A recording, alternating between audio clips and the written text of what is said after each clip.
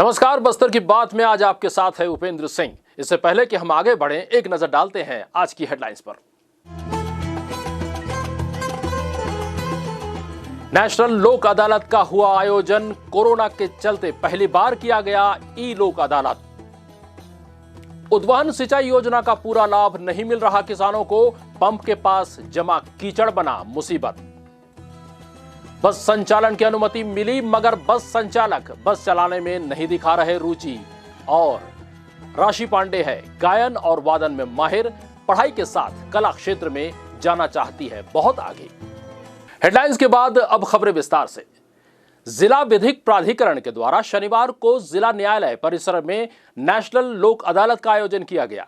Corona संक्रमण काल के चलते यह पहला ई लोक अदालत आयोजित हुआ, जिसमें वीडियो कॉन्फ्रेंसिंग के माध्यम से मामलों की सुनवाई हुई। आइए देखते हैं एक रिपोर्ट। अदालतों में चल रहे मामलों की संख्या घटाने के उद्देश्य से राष्ट्रीय विधिक प्राधिकरण के द्वारा नेशनल लोक अदालत के माध्यम से आपसी समझौता के तहत मामलों का निपटारा किया जाता है।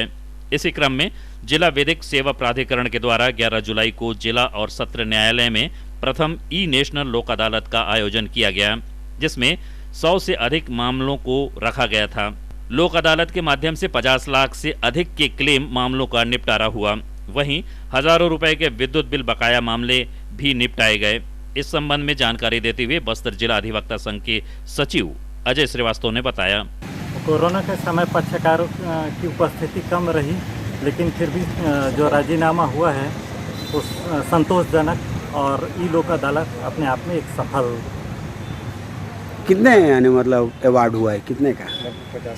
लगभग 50 लाख के करीबन का अवार्ड हो चुका है और करीबन 15 से 20 क्रिमिनल केसेस में राजीनामा हुए हैं। बस्तर जैसे क्षेत्र में ई लोक अदालत के माध्यम से मामलों की सुनवाई के पक्षकारों की उपस्थिति को लेकर अपने विचार व्यक्त करते हुए बस्तर विधिक सेवा प्राधिकरण के सचिव CJM बलराम देवांगन ने कहा, राज्य में प्रथम बार ई लोक अदालत के माध्यम से राजीनामा करने का एक सार्थक प्रयास माननीय राज्य विधिक सेवा प्राधिकरण के माध्यम से के निर्देशानुसार मार्गदर्शन में हम लोग किए हैं। यहाँ बस्तर में भी अपेक्षाकृत सफलता मिली है, जिसमें लगभग जिले में हम लोग लगभग 115 मामले रखे थे, जिसमें अभी तक लगभग 8 मामले निराकृत हो चुका है।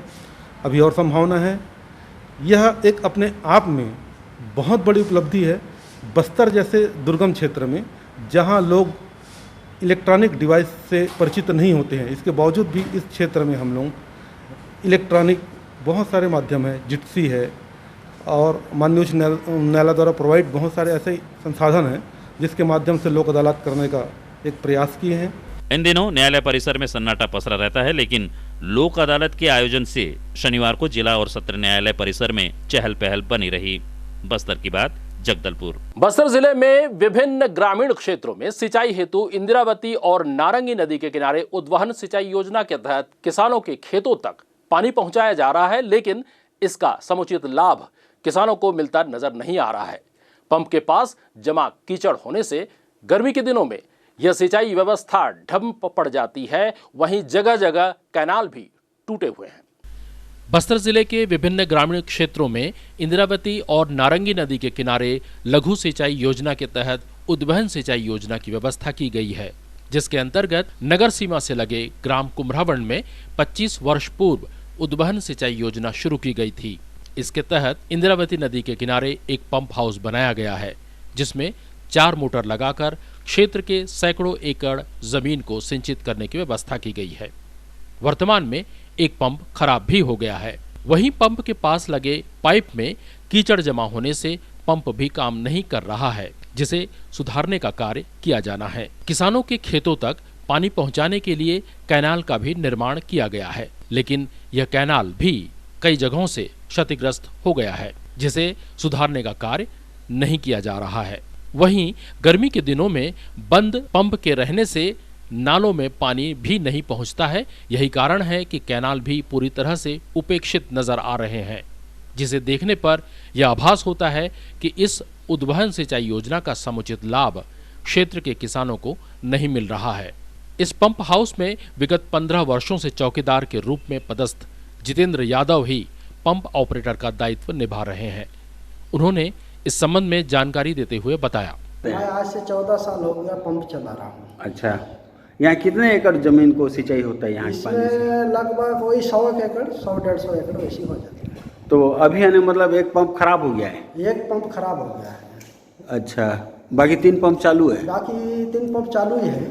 तो सिंचाई अभी हो रहा है या नहीं? सिंचाई जो जिस जगह से पानी नदी से घुसता है उस जगह में मशीन के पास छिल्ट आ गया है।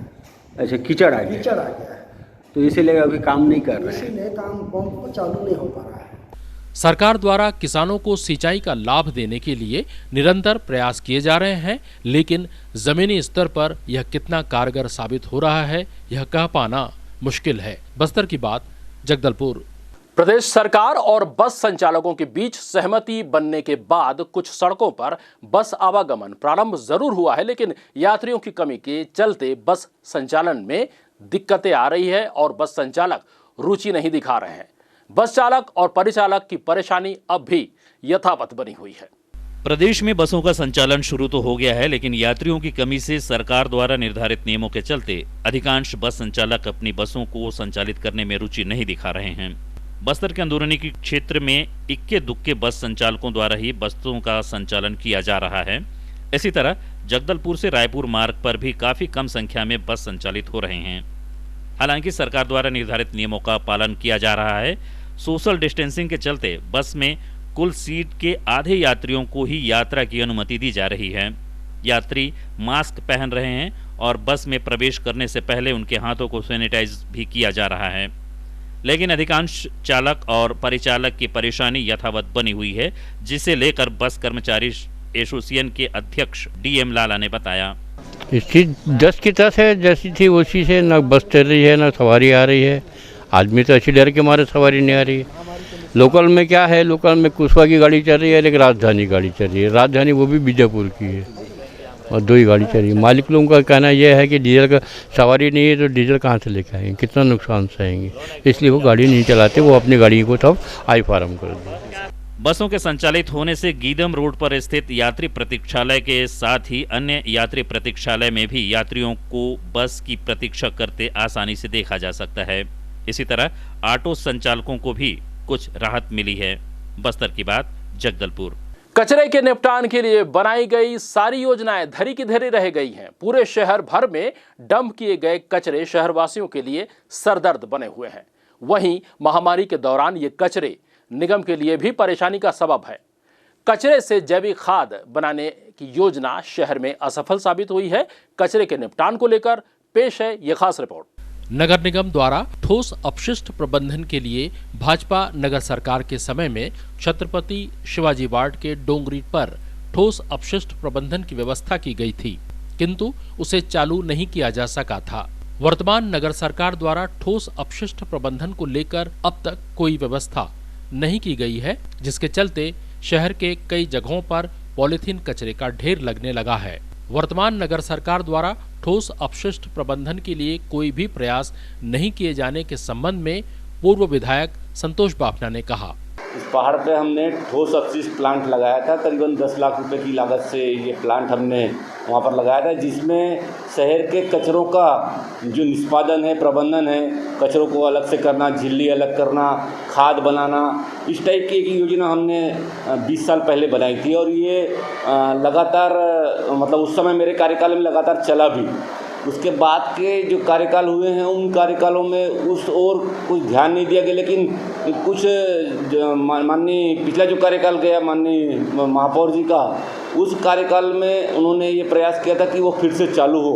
मैं ये चाहता हूँ कि ये एक अच्छी चीज़ है, इस अच्छी चीज़ को फिर से पुनर्जीवित करके, क्योंकि खाद जो है ठोस अपशिष्ट का खाद है वो अलग बिकता है, कचरा अलग बिकता है, इसके रेट अलग जैविक खाद के तुलना में ये खाद होता है तो इसका रेट अच्छा मिलता है, ये किलो के रेट पे बिकता है। तो मैं ये चाहता हूँ कि ये इसको पुनर्जीवित करके फिर से ठीक बनाया जाए, अच्छा बनाया जाए, ताकि कचरा भी कम से कम हो और नगर निगम की आय का जरिया हो। कंगोली क्षेत्र में निर्मित डंपिंग यार्ड को आधुनिक उपकरणों के साथ शुरू कर उसे खाद एवं अन्य लाभ देने की बात कहते हुए आयुक्त श्री पटेल ने बताया। जगदलपुर में जो जितने भी ठोस अपशिष्ट निकलता है उसके लिए डंपिंग यार्ड कंगोली में बना है वहाँ पर पूर्व में लगभग 10-20 साल पहले जो छोटा प्लांट लगा था, आज के समय में बंद पड़ा है। और अभी क्योंकि कचरा की मात्रा ज़्यादा हो गई है और हमारे पास आज के समय में अधिक सक्षम टेक्नोलॉजी आ गई है, तो जैसे अन्य बड़े शहरों में जो सॉलिड वेस्ट मैनेजमेंट के लिए जो स्पेशल मशीन और टीम आती है, वैसे ही लगभग सभी नगर निगम में प्रयास किया जा रहा है। हमारा प्रयास रहेगा कि जो नई टेक्नोलॉजी के माध्यम से हम उसको जो ठोस अपशिष्ट है उसको जितना जल्दी हो सके हम उसको उसका निराकरण करना चाहेंगे। इसीलिए इसके लिए निगम से तैयारी भी चल रही है और इसमें हम जल्दी ही व्यवस्था कर जो हमारा कचरा जो वहाँ पर काफ़ी दिनों से पड़ा है उसको व्यवस्थित रूप से हम उसका डिस्पोज कर देंगे और उससे जो आय होगी उससे निगम को बाद में जो भी बाकी जो प्रबंधन ठोस का करना पड़ेगा उसमें सहयोग मिलेगा। नगर निगम की वर्तमान सरकार ठोस अपशिष्ट प्रबंधन के लिए पूर्व नगर सरकार द्वारा किए गए कार्यों को आगे बढ़ाते हुए नगर को पॉलीथीन मुक्त करने और स्वच्छ रखने की दिशा में कदम उठाएगी। इसी उम्मीद के साथ बस्तर की बात, जगदलपुर। प्रतिवर्ष गणेश चतुर्थी के अवसर पर गणपति के निर्माण करने वाले कलाकार पूरे उत्साह के साथ मूर्तियों का निर्माण करते थे, मगर कोरोना महामारी का असर मूर्तिकारों पर भी दिखने लगा है। इस वर्ष भी कम संख्या में मूर्तिकार मूर्तियों का निर्माण कर रहे हैं। वहीं इस वर्ष 4 फीट से ऊंची मूर्तियों को स्थापित करना पूर्णतः प्रतिबंधित है। साथ ही अब तक मूर्ति विक्रय स्थल सुनिश्चित नहीं होने से मूर्तिकारों में असमंजस की स्थिति बनी हुई है। गणेश चतुर्थी पर मूर्तियों के निर्माण का कार्य चल रहा है, लेकिन इस वर्ष मूर्तिकारों में उत्साह की कमी है। जैसा कि आप सभी जानते हैं, इस वर्ष कोरोना महामारी के चलते सभी प्रकार के धार्मिक और सामाजिक आयोजनों पर रोक लगी हुई है। इसी तरह प्रशासन द्वारा इस वर्ष 4 फीट से ऊंची मूर्तियों को स्थापित करने की अनुमति नहीं है। इसके चलते मूर्तिकार सीमित संख्या में 4 फीट से छोटी मूर्तियों का ही निर्माण कर रहे हैं। जिला प्रशासन द्वारा अब तक गणपति की मूर्तियों के विक्रय हेतु स्थान सुनिश्चित नहीं किए जाने से भी मूर्तिकार असमंजस की स्थिति में है।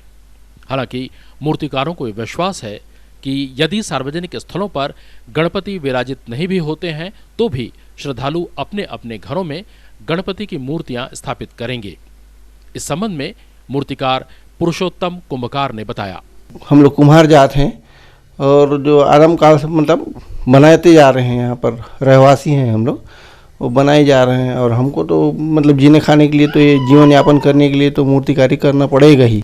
नहीं, सरकार द्वारा तो अनुमति है ही नहीं। और ऐसे भी हम लोग छोटे छोटे बनाते हैं। जो बड़े मूर्ति बनाने वाले लोग जो बाहर से आते थे और वो तो आ ही नहीं रहे हैं। और इस बार वैसे भी बड़े गणेश नहीं रखते, छोटे छोटे मूर्ति है।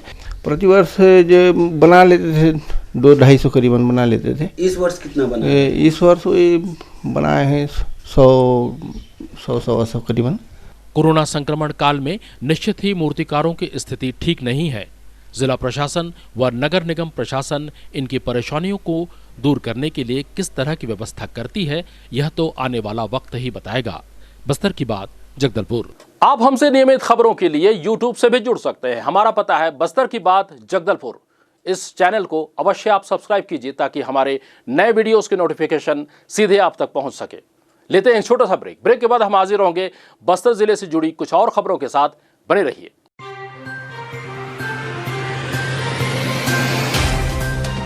सफर जगतुगुड़ा से जगदलपुर का नित नई करवट लेता शहर हमारा, चौक चौराहों से होता हुआ विकास की गाथाएं गढ़ता बस्तर हमारा। कई रंगों से सराबोर कितनी ही कहानियों को समेटे, कहीं विकास के सोपान तो कहीं सरकारी दावे और उनका सच।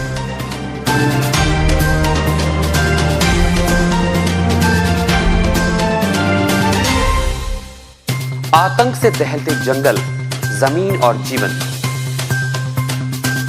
साहस और धैर्य से करवट लेती जिंदगी, राजनीति की चौसर के जाने अनजाने दांव, व्यवस्था की खूबी, कमी और खामी, खूबसूरत नजारे। अब होगी हर बात हमारे साथ। बस्तर की बात।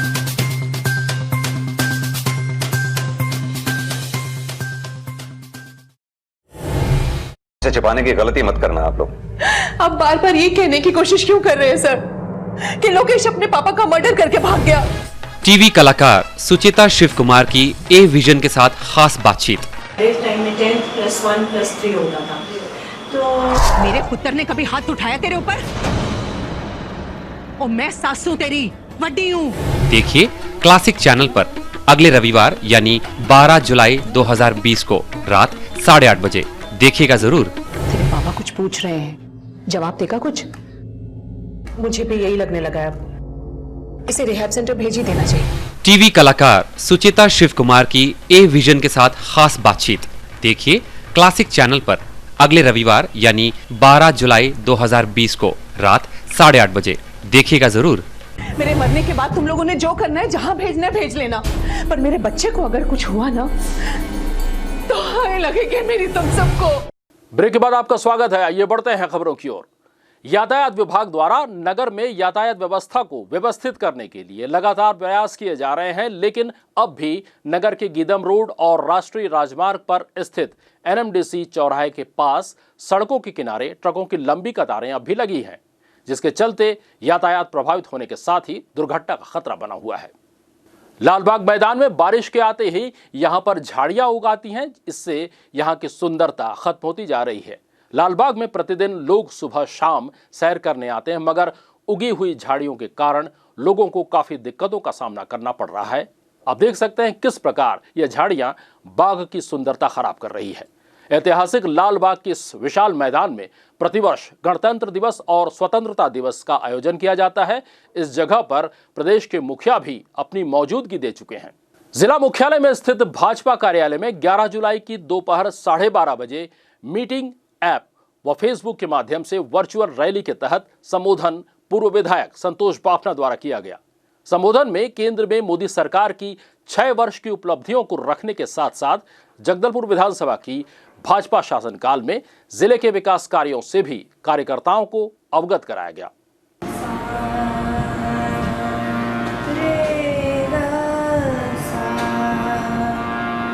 शहर के धर्मपुरा की 16 वर्षीय राशि देशपांडे ने न केवल पढ़ाई में अव्वल है, बल्कि गायन वादन क्षेत्र में भी पारंगत है। शास्त्रीय संगीत में विशारद राशि का कहना है कि पढ़ाई के साथ साथ हमें कला के क्षेत्र में भी आगे आना चाहिए। युवा प्रतिभा में आज हम आपकी मुलाकात करवा रहे हैं राशि देशपांडे से। मेरा नाम राशि देशपांडे है और मैं कक्षा 12वीं में पढ़ती हूँ केंद्रीय विद्यालय जगदलपुर में, और मैं धर्मपुरा स्थित अशोका पार्क कॉलोनी में रहती हूँ। राशि, अभी हमने सुना आप राग तिलक कामोद में निबद्ध ये गीत गाया, और जैसा कि हम देख रहे हैं कि आप शास्त्रीय संगीत सीख रही हैं, तो आप कहाँ पर सीख रही हैं और कितने दिनों से आप ये शिक्षा प्राप्त कर रही हैं, हमें बताइए। मैं अपने गुरु श्री दिलीप पांडे सर के पास ही सीख रही हूँ, और मैं पिछले 7-8 साल से ये सीख रही हूँ, और अभी मैंने विशारद की जो डिप्लोमा होता है उसकी लास्ट ईयर की परीक्षा दी हुई है खैरागढ़ यूनिवर्सिटी से। और जो पहले स्टार्टिंग में मैंने सीखा था वो क्लासिकल मैंने नहीं सीखा था, मैंने लाइट म्यूज़िक की तरफ ज़्यादा ध्यान दिया था, पर जैसे एक आध एग्ज़ाम दिए उसके बाद क्लासिकल में खासा इंटरेस्ट आया, तो उसके बाद से क्लासिकल सीख रहे हैं। राशि, हमें ये बताइए कि संगीत में रुचि आपको पहले से ही है या आप बाद में इससे जुड़ी? नहीं, संगीत में पहले से रुचि तो थी नहीं, पहले सिर्फ पढ़ाई पे ही ध्यान था।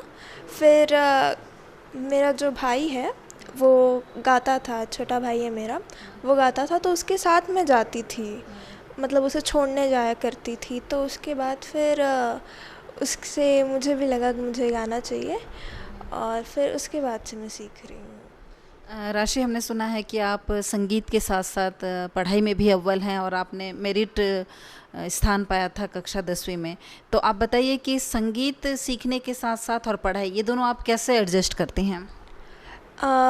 पढ़ाई तो जो है वो रेगुलर चलती ही है, पर अगर हम उसमें से थोड़ा समय निकाल के संगीत की ओर थोड़ा सा ध्यान दें, थोड़ा समय दें संगीत को, तो जो पढ़ाई की थकान होती है या दिन भर की जो थकान होती है वो हम भूल सकते हैं, और काफ़ी अच्छा लगता है संगीत सीखने से, और उसमें दिमाग एकदम फ्रेश हो जाता है, तो उससे पढ़ाई की ओर और जो हम कंसंट्रेशन बोलते हैं वो भी ज़्यादा होता है। तो आप क्लासिकल ही पसंद करते हैं या वेस्टर्न म्यूज़िक वगैरह भी पसंद करते हैं? क्लासिकल तो वैसे पसंद है, बाकी मुझे सॉफ्ट म्यूज़िक पसंद है, बाकी ये जो रॉक वगैरह होता है वो उतना पसंद नहीं है। तो आप गाने वगैरह भी गाती हैं, फिल्मी गाने पसंद है आप? कौन से गायक गायिका आपको पसंद हैं? मुझे जो पुराने गायक गायिका होते हैं वो पसंद है, जैसे कि आशा भोसले जी हैं, लता मंगेशकर हैं, वो पसंद है। और अभी जो नए हैं उसमें मुझे पपॉन जो एक सिंगर है वो पसंद है, और श्रेया घोषाल जो सॉफ्ट म्यूज़िक की ज़्यादा गाते हैं वो पसंद है मुझे। तो आप कोई एक ऐसा पुराना गीत हमें गा के सुना सकते हैं? हाँ बिल्कुल, मैं बालिका वधू पिक्चर का जो मूवी है उसका बड़े अच्छे लगते हैं, सुना सकती हैं आपको। तुम बड़े अच्छे लगते हैं, ये धरती, ये नदियाँ, ये रहना और तुम बड़े अच्छे लगते हैं, ये धरती, ये नदियाँ, ये रहना और तुम। और अंत में चलते चलते एक नजर आज की हेडलाइंस पर। नेशनल लोक अदालत का हुआ आयोजन, कोरोना के चलते पहली बार किया गया ई लोक अदालत। उद्वहन सिंचाई योजना का पूरा लाभ नहीं मिल रहा किसानों को, पंप के पास जमा कीचड़ बना मुसीबत। बस संचालन की अनुमति मिली मगर बस संचालक बस चलाने में नहीं दिखा रहे रुचि। और राशि पांडे है गायन और वादन में माहिर, पढ़ाई के साथ कला क्षेत्र में जाना चाहती है बहुत आगे।